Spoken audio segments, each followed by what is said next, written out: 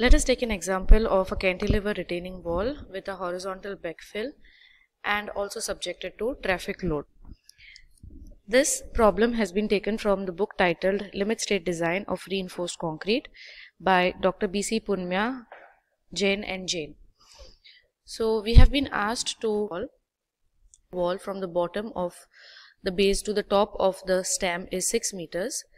The superimposed load due to the road traffic is 18 kilonewton per meter square. So on top of the backfill there is traffic which is allowed to move, and the load of this is 18 kilonewton per meter square. The unit weight of the backfill is 18 kilonewton per meter cube. Internal friction angle for fill material is 30 degrees. That means phi is 30 degrees. So this is phi. Pressure on ground is 160 kilonewton per meter square. This is Q naught. Coefficient of friction between concrete and the ground is 0.4. This is mu. And we have been asked to provide a parapet wall 1 meter high on top of the stem, and let us use M20 grade of concrete and Fe415 steel. So for the given steel Fe415, the Ru value works out to be 2.761. This is nothing but 0.138 multiplied by the FCK value, which is 20. Now fix the dimensions of the base. For that, let us assume a horizontal force Q equals to 2 kilonewton per meter length of the parapet wall. Okay, so this is the parapet wall here, 1 meter. This is the ground level, okay, or the backfill. Okay, this is the top of the backfill, and let us assume that there is a person standing on this side here. Okay, so if he is leaning on the parapet wall, he will be exerting some horizontal force on the parapet wall. So we have assumed that force as Q equals to 2 kilonewton per meter. Now there is a surcharge here, that is the live load due to the traffic that is moving. Okay, so let us calculate how much extra load that would add. So we calculate it by converting it into a equivalent height of the fill. Okay, and that is denoted by H suffix E, and it is given by W upon gamma. So W here is nothing but the live load that we were given, or the superimposed load that we were given due to the traffic load. Okay, so this is the superimposed load of traffic, and gamma is the unit weight of the soil. So this works out to be 1 meter. Hence, in determining the value of B, that is the width of the base slab, and alpha, we will use a height H2 equals to, so that means the total height equals to H, what we were given initially, that is 6 meters, plus the equivalent height of 1 meter. So that works out to be 7 meters. The ratio of the length of toe slab EF, so we are talking about this here, toe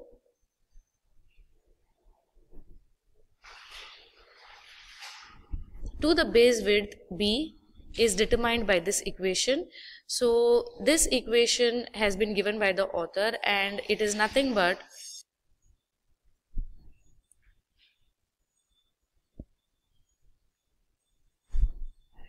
alpha equals to 1 minus Q naught upon 2.2 gamma into H. So Q naught is the SBC, gamma is the unit weight, which is 18. Here SBC is given to us as 160 kilonewton per meter square, and H in this case we will be using as H2, which is 7 meters.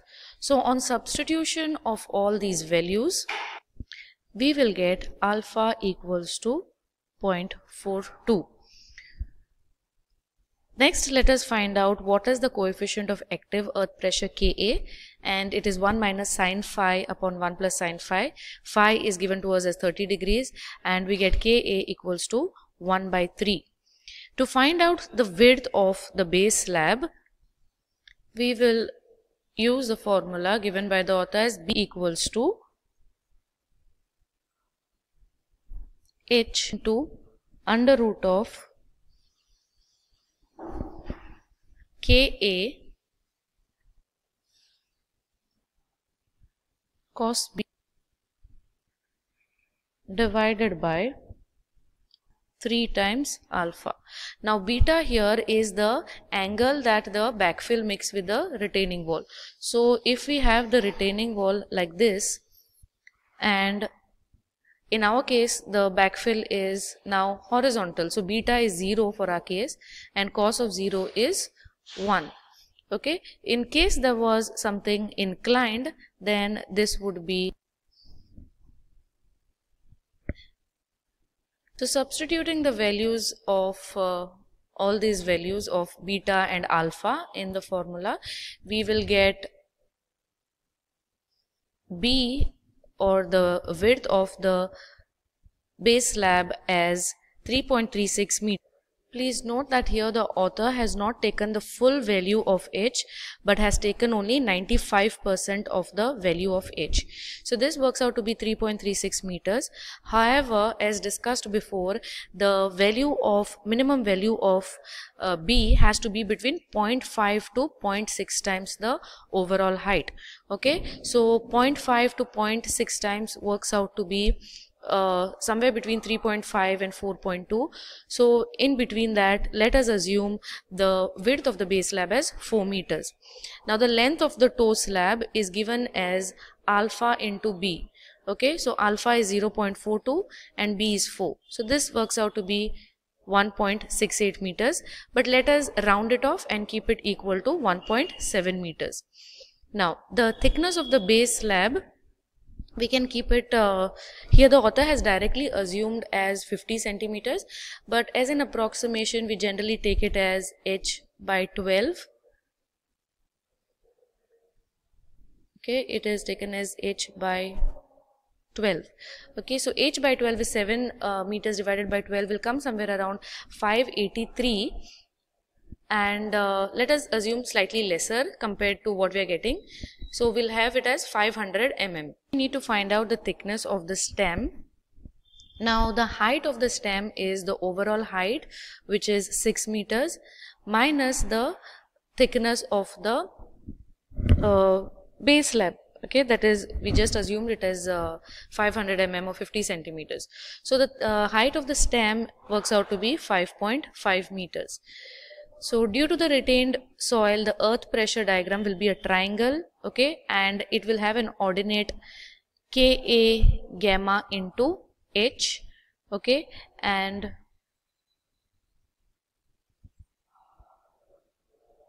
okay, so at any given point, say this is H, at any given point it will be Ka gamma into H. So for the design of the stem, we need to find out what is the pressure at this point C. Okay, so it will be only the height up till C. So due to the earth, it will be a triangular distribution, whereas due to the surcharge or due to the live load of the traffic, it will be a uniform horizontal pressure which is given by Ka into W, and it works out to be 6 kilonewton per meter square. This is throughout its height. The total bending moment at the point C, that is at the bottom of the stem, will be due to the horizontal force 2 kilonewton. This is the load we had assumed because of the person standing there, plus the moment of rectangular and the moment due to the triangular distribution.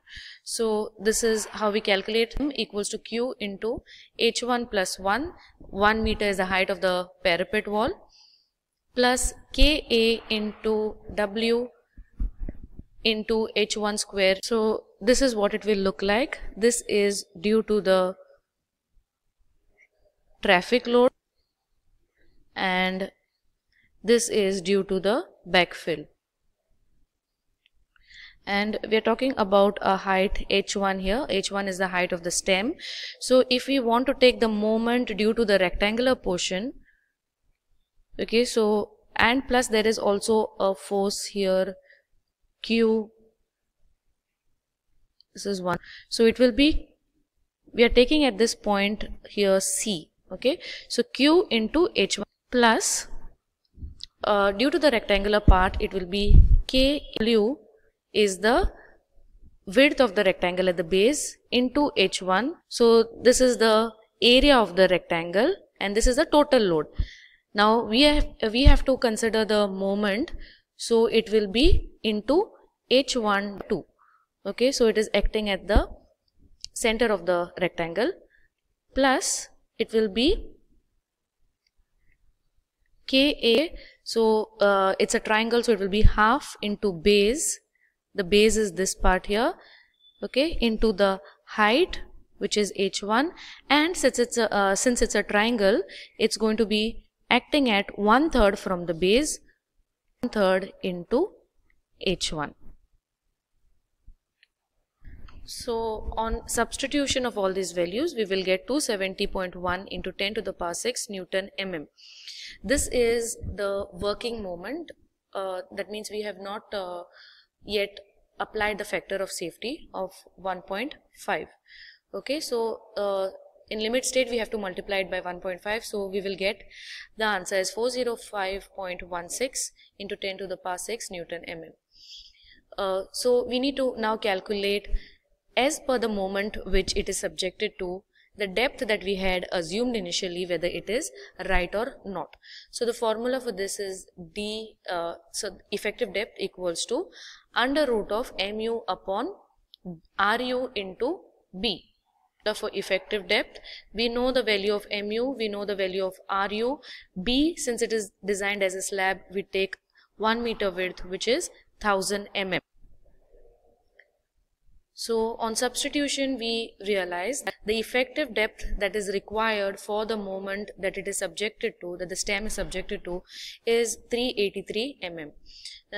We had provided a total depth of 500 mm.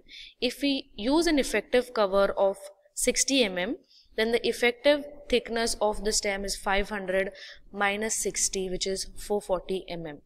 So this is what is provided now. 440 mm is what is provided and 383 is what is required.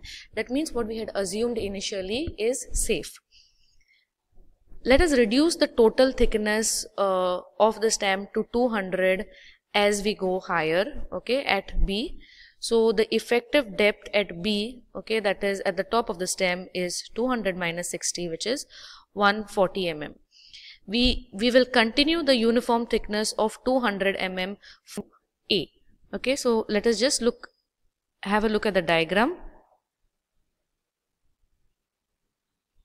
Okay, so this point is B here. This is the top of the stem, but we have to provide a parapet wall above the stem. So we are maintaining a uniform thickness of 200 mm from B to A.